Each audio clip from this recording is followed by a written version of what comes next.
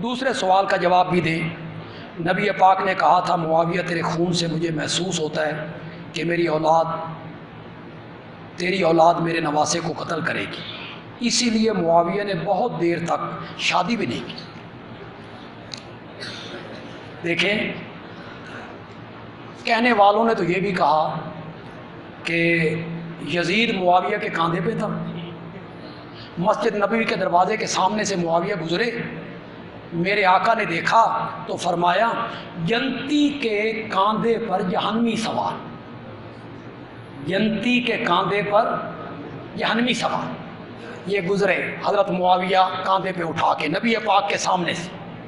मज़े की बात यह है कि यजीद नबी पाक के इंतकाल के 11 साल बाद पैदा हुआ है। सुन रहे हो कि कौन नहीं सुन रहे हो? कितने साल बाद? उसकी पैदाइश है 22 हिजरी उसकी पैदाइश है।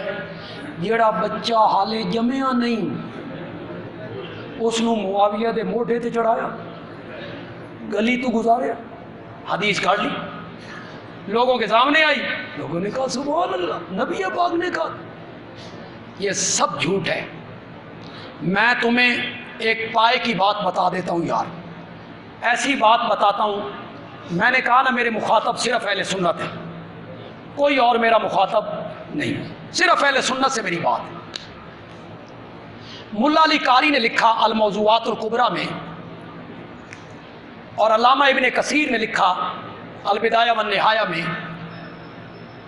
मुल्ला अली कारी ने लिखा, कुल्लो रिवायतिन, करो मानो, फी ज़म्मे मुआविया व बनी उमैया व यजीद, हर वो रिवायत जिसमें मुआविया की बुराई हो, बनु उमैया की बुराई हो, यजीद की बुराई हो, वो रिवायत मौज़ूउन क्या होगी? खड़ी हो।